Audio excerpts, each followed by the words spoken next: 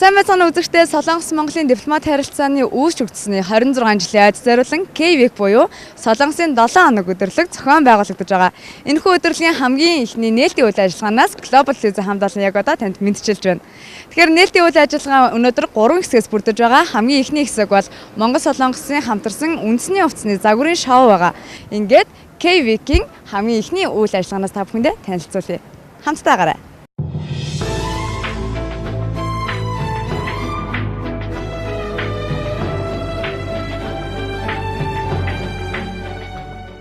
Солонгосын 7 хоног 2016 өдөрлөг энэ сарын 6-наас 12-ны хооронд зохиогдож байгаа лээ.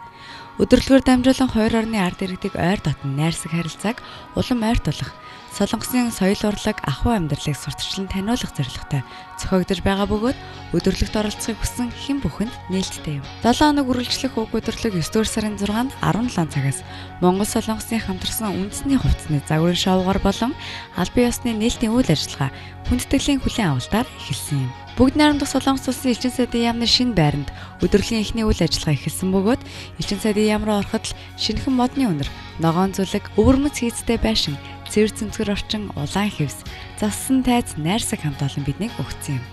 Улаан хевсээ дагнаад олон санал өрөөстэй байсан нь загварын шилдэг үзүүлбэрүүд үзүүлэхийг илтгэж байлаа. Ирсэн зочид төлөөлөгчид бүгд байраа эдлэн суухад 17 цаг тэг минутанд хонх цохин Монгол Солонгосын загварын шоу албан ёсоор эхэлж байгааг хөтлөгчид зарлалаа. Хөтлөгчөөр Монголын загварын ертөнцийн 1 цагийн үеийн төгс илэрхийлэл болж яваа загвар өмсөгч төгс болон Солонгос улсын загварын албаны гишүүн эрэгтэй хөтлөгч нар хөтлөн явуулсан юм.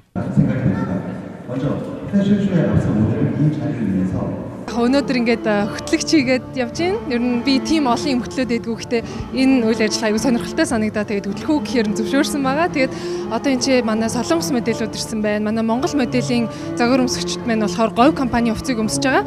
Одоо Face of Mongolia тэмцээнд орж байгаа манай хүүхдүүд маань болохоор энэ чи Монголын үндэсний дизайнеруудын холбооны үндэсний хувцсыг өмсөөд ингээд байж байгаа юм байна. Би өөрөө дандаа шоунд ордог л доо. Тэгээ өнөөдөр орог яг үзээ суухаар аюу гой санагдаж байна. Яг манай Солонгос модельүүд нь ч гэсэн манай одоо Баатрийн натны хувцсуудыг хараад ямар сүртэй юм бэ гэж яг хэлж байна л да. Тэгээд үнэн л дээ манай угаасаа үндэсний хувцс айгу сүртэй чимэг хувцс гэж ярьдаг шүү дээ. Тэгээд ер нь бол угаасаа ямар ч олон улсын тэмцээнд явсан ер нь хамгийн гоё үндэсний хувцс гэдэг тэмцээнийг бол дандаа авч ирдэг шүү дээ. Тэгээд одоо энэ хувцсууд ч гэсэн яг тэр одоо хэмдтэй тэр хэмжээг бол хангаж чадж гин гэж бодож байна. Загварын ихэнд Солонгосын шилдэг загварын агентлаг болох Хамбын агентлагийн загвар өмсөгчд өөрсдийн үндэсний хувцс хамбууг өмсөн хүрэлцэн ирсэн үзэгчдэд сонирхуулсан юм. Хамбууг нь күнзээ сургаал голдог байсан жусааны үеэс үүссэн гэж үздэг байна. Орчин үед хамбуугийг хөвчлэн онцгой үйл явдал, баяр ёслол дээр өмсдөг болжээ. Эмэгтэй хүний сэтгэлийн өнгийг хувцсны өнгөөр илэрхийлэх зорьсон хамбууг нь юбг хүрвнээс бүрддэг байна. Бүсгүй хүний уян хатан байдал, зөөлөн зан чанар, тайсны алхаа гээд Солонгосын загвар өмсөгчд чадварлагаар илтгэж чадсан санагдсан. Мөн Солонгос загвар өмсөгчтэй хамт манай шилдэг ихтэй сургуулиудын нэг олон улсын Улаанбаатар их сургуулийн Солонгос хэлний 3-4 дэх курсын эмэгтэй оюутнууд хамбууг хувцсыг хамт танилцуулсан билээ.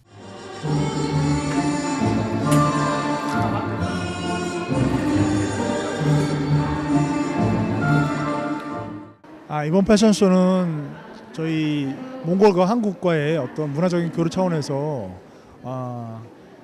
짧지만 임팩트 있게 진행한 쇼고요. 그런 의미에서 볼 때 앞으로 이번 쇼를 계기로 해서 우리 한몽 간의 어떤 문화 교류가 더 많이 이루어지길 바랍니다. 너무 기쁜 자리였습니다. 이번 한빛단은 저희 국내에서 일단 5분이 오셨고요.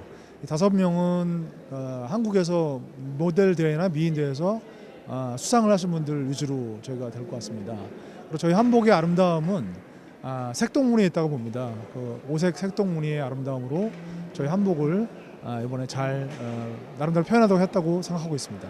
네, 몽골 전통 의상은 저희 한국 옷에 비해서 좀 더 스케일이 좀 큰 것 같고요. 그다음에 좀 더 뭐랄까 약간 저희 한국과는 다른 어떤 그 전통미가 좀 더 나름대로 많이 스며 있는 것 같고 그 나름대로의 또 어떤 그 몽골의 전통을 나타낼 수 있는 그런 색감이 굉장히 자연 색감과 어울려서 굉장히 좋은 그런 느낌을 받았습니다. 이런 뜻깊은 자리에 저희 한빛단을 초대해 주셔서 정말 감사드리고요. 저희가 뭐 실수 없이 만족스러운 무대를 보여드릴 수 있었는지는 잘 모르겠지만 다음번에도 이런 기회가 있었으면 좋겠습니다. 색감도 정말 다양하고요. 그리고 아름다운 선과 그리고 그 곡선, 이 직선의 아름다움으로 저희 한국의 아름다움을 알리는 옷이기도 합니다. Солонгос улсын үндэсний хувцсны загварын дараагаар Face of Mongolia тэмцээнд оролцож байгаа охид залуус маань үндэсний хувцас дээл гоёл чимэглэлээ тайзнаа танилцууллаа.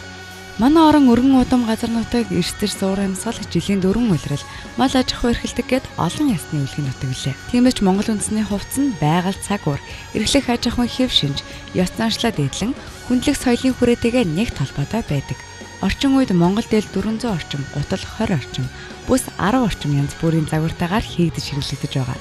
Үүнээс өнөөдрийн загварын шоун дээр их Монгол улс байгуулагдсан эзэн Чингисийн үеийг харуулan ганган чамин сүрлэг хийцтэй хаан хаттын дээл гоёл чимэглэлийг Монгол загвар өмсөгчд маань чадварлагаар тайзнаа амьлуулсан юм.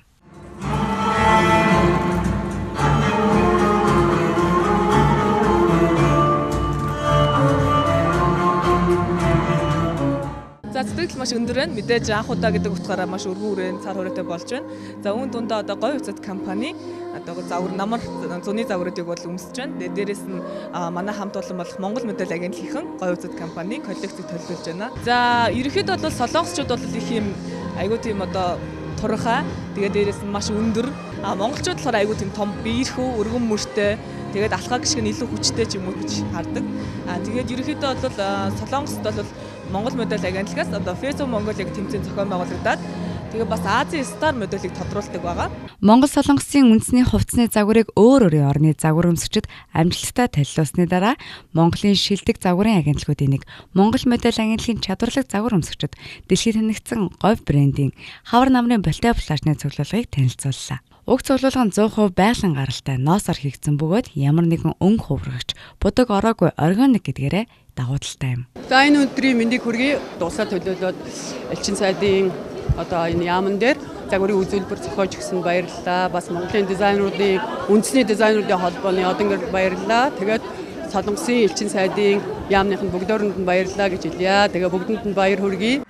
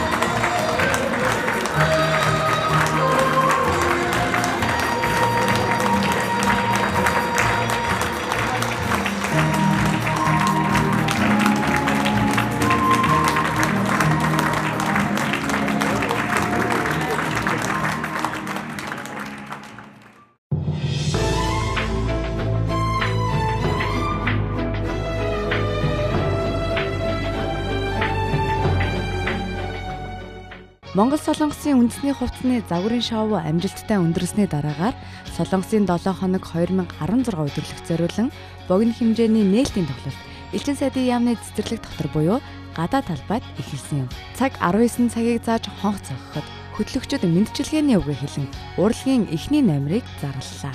Тоглолтын эхлэлийг Монгол ёс заншлыг даган хоёрхан жавцтай хорвоо тосгүй морин хуураар эхлүүлэн жаврыг үргээсэн юм. Морин хуурыг Монголын хараагүйчүүдийн үндэсний иргэдийн нийгэмлэгийн дэргэдэх хөгжмийн дугуйлангийн багш сурагчид морин хуурын татлах тоглон аяыг барьлаа. Хэдий хорвоогийн өнгийг харах боломжгүй төрсөн ч өөрийн чин зүтгэл сонсголоороо бүхнийг сонсож мэдэрдэг хөгжлийн бэрхшээлтэй залуус маань ирсэн зочид төлөөлөгчдийг гайхшруулж чадсан билээ. Түүнчлэн Солонгос ардын дуу болох Ариранг дууг морин хуур төвлөр хураа уянгалуулж үзэгчдийг ураасан юм. За намайг Батбаярын Ганзэр гэдэг. Би Монголын хараагүйчдийн үндэсний холбооны дэргэдэх мэргэжлийн сургалт үйлдвэрлэлийн төвийг захирлаа. За өнөөдөр энэ сайхан арга хэмжээнд манай сургалтын төвийн хөгжмийн морин уурын анги гэж одоо уран бүтээлээ үзүүлж байна. Тэгээ энэ сайхан арга хэмжээнд урагдсан ирсэндээ бид маш их баяртай байна. За бид нар бол Минь дамрын хөгжим татлагын холбоо. За тэгээ Солонгосын ардын дуу Ариранг гэдэг дуу тоглосон байна.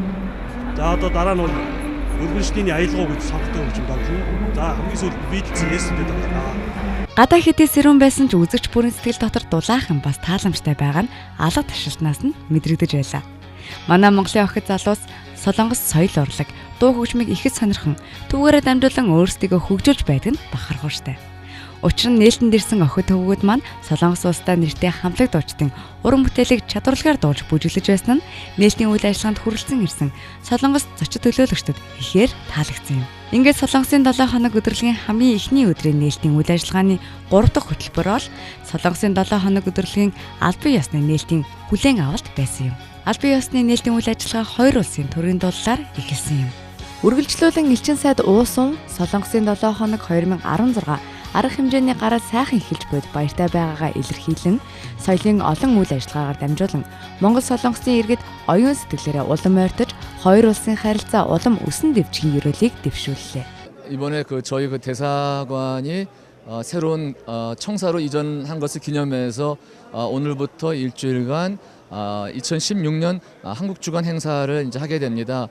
이 행사는 저희가 여러 가지 한국 문화를 많은 몽골 국민들께 알려드리고 또 그를 통해서 양국 국민들 간에 더 가까워질 수 있는 좋은 기회를 만들기 위해서 저희가 기획을 했습니다. 앞으로 몽골 국민들께서 저희 한국 문화 많이 사랑해 주시고 또 그를 통해서 저희 한국 국민들과 서로 좋은 관계를 맺어 주셨으면 감사하겠습니다. Мөн тус нээлтэнд баяр хүргэхээр боловсрол соёл шинжлэх ухааны спортын яамны сайд Батсуур, Монгол Солонгосын парламентын бүлгийн дарга Бацэрэг, Бүгд найрамдах Солонгос улсын үндэсний ассамблеийн гишүүн Солхун, Чүү Хёсон, олон нийтийн дипломат харилцааны элчин сайд Жүү Хяндун нар хоёр улсын хамтын ажиллагааны хүрээнд зохиогдож байгаа энэхүү өдөрлөгийг болон цаашдын үйл ажиллагааны тухай баярлан талархснаа илэрхийлэн мэндчилгээ дэвшүүлсэн юм. За тэгэхээр 90 онд Солонгос улстай дипломат харилцаа тогтоосноос хойш одоо 26 дахь жилээ болж солонгосчууд маань бас одоо элчин сайдынхаа яамны шинэ байрыг нээж за энд одоо Солонгосын 7 хоног арга хэмжээ нээлттэй хийж байна. Монгол Солонгосын харилцаа сүүлийн жилүүдэд улам эрчимтэй хөгжиж байна.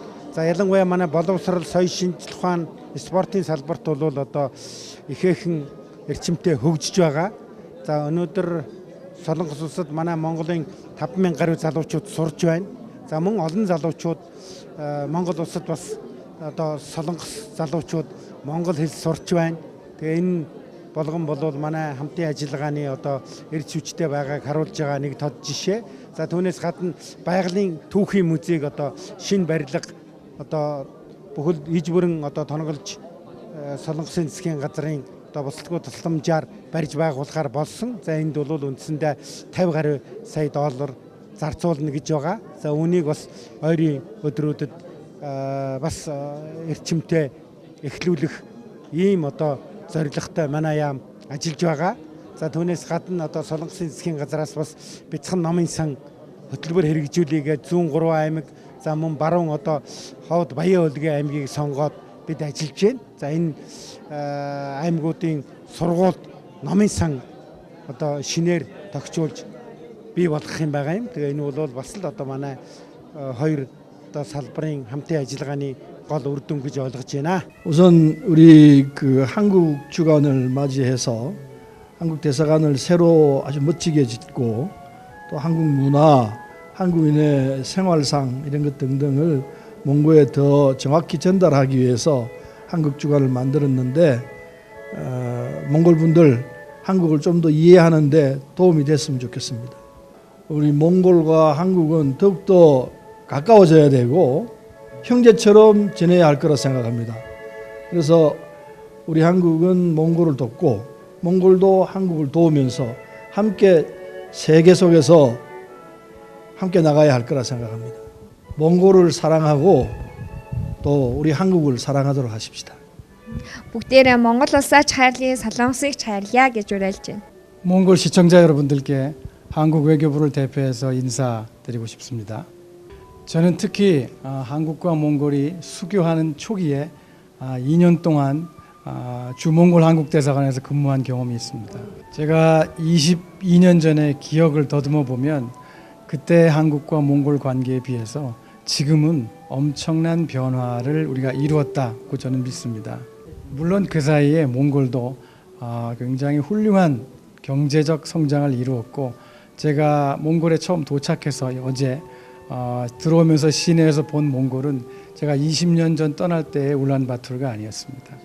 그래서 제가 이번에 몽골에 온 것은 지난 26년 동안 양국이 이루어온 정치, 경제, 안보 분야에서의 관계 발전을 넘어서서 이제 양국 간의 국민들 간의 마음을 더 가깝게 하는 그런 공공외교 분야에 있어서의 교류를 더 강화하기 위해서 왔습니다. 특별히 오늘 이렇게 몽골의 아름다운 한국 대사관을 신축해서 그 몽골 국민들께 한국의 아름다움과 또 맛을 이렇게 보여드릴 수 있는 기회가 돼서 더 기쁘게 생각합니다. 지난 26년간 우리가 이루어온 한몽골과의 발전은 앞으로도 그보다 더 빠른 속도로 더 놀라운 모습으로 변화리라고 저는 생각합니다.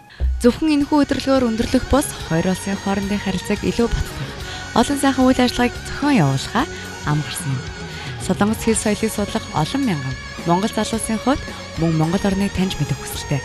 Солонгос залуус эх орноос сурч сурч боловсроход олон сайхан үе таалга нэгдэж байгаа нь баярхалтай бас бахархууштай үйл юм.